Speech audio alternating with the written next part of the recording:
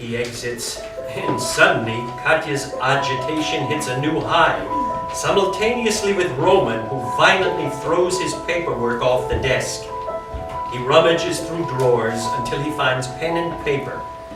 Katya retrieves the telegrams from her book and takes them to the window. I only thought the truth was plain as day. I only thought, but black and white is gray.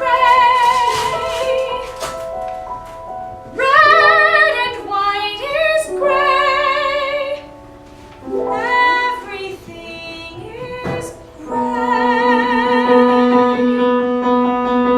And please, I need your calmness, need your bold assurance, need your comfort. Tell me what you told me, write to me as you once wrote me. Hold me as you used to hold me, please. I want to endure, I want to be sure.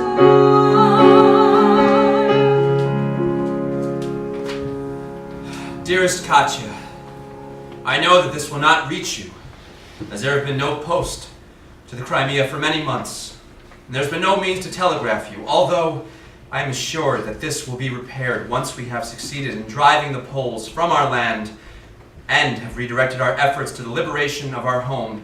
He crinkles the letter and begins writing anew. Katya, it's been such a very long time. I was in prison, Katya, in enemy territory for 2 years. I never got to say where I had gone to. Somehow you gave me something to hold on to. In that darkness so confining, I could see your eyes still shining, so pure. The soul that you bared, the hope that we shared. Doubting that hope. Out on the hillside, one day we were reading. That day you gave me what I had been needing. Every evening I remember burning like a glowing ember. You saw what no one else would, for you understood. I don't understand. I find I live inside that day. In my mind, when the world felt new, I'm not alone that way. I'm still reading and dreaming with you. I don't know, it isn't clear anymore. That night I saw you, hair upon your shoulder. That memory warms me when the nights grow colder. I saw in that hillside heather we could build a world together. That's where, when our souls entwined, I live in my mind. I'm out of my mind. I find I live inside that day. In that day I can still press on. I'll live there come what may, when I'm waiting with you for the dawn. I don't know, it isn't clear anymore. The lights fade on Katya's side of the stage as she returns the letter to its hiding place on the shelf. She fingers the volume longingly for a moment and turns to leave.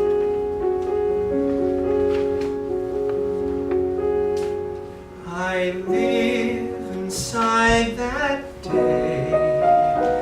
In my mind, when the world felt new, I'm not alone that way. I'm still reading and dreaming with you. He folds his letter, slides it into his pocket, and stands to leave.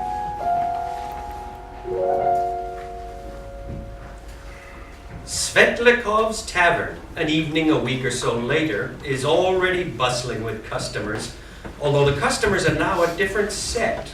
Exiles from Russia, dressed in the shabby remnants of former finery. Dmitri sits alone and drinks vodka as Andrei tends the bar. Katya and Oksana enter, talking, as Oksana loads Katya's tray with drinks. Whatever happened to that nice sailor boy, Katya? It feels like ages ago that we saw him It last. was only a week ago, Auntie. I probably frightened him off. Yes, you and your opinions. You should stop having those. They're very unattractive. Yes, Auntie, I'm sorry. I didn't mean to unattract. Of course you didn't, child. And besides, he was the one trying to argue with me and tell me how to think, wasn't he? If anyone was acting ungrateful or offensive, it For was telling you what to think. What could possibly be wrong with that? Now take this round to the stevedores table and be quick about it. Katya turns away to begin serving drinks to the customers, which she does with her usual oblivious skill. As she arrives at Dmitri's table, Mikhaylo bursts in quickly. Ha ha! She's coming back, and still as mad as a hatter. Oh no! I've got to hide! What's all the fuss about? It's horrible. That's right, you were in bed with fever the other day when she came in. When who came in? The lady in gray. The lady in what?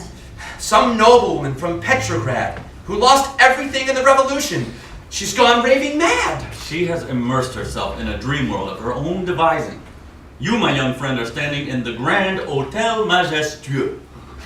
And we are all princes, and courtesans, and counts. Except Dmitri there, he's the bellboy. I see. And no one has tried to tell her the truth? How cruel a suggestion. You only say that because she gave you a watch. A very nice watch. Well, perhaps I'll tell her. Such delicate things will require a gentler touch, I should think. Oh, Katya, would you? Here she comes now.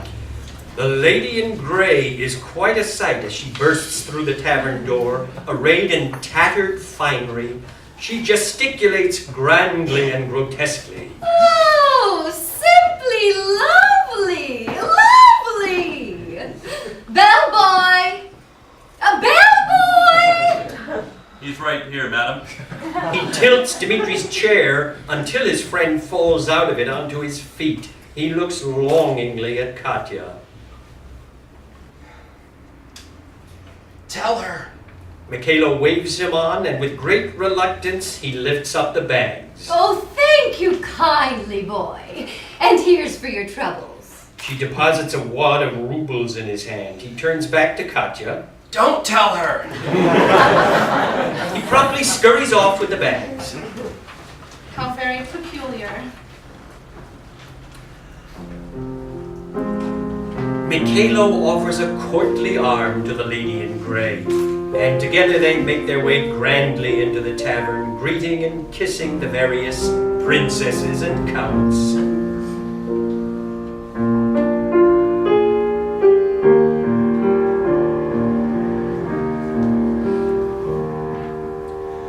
Life is a dream,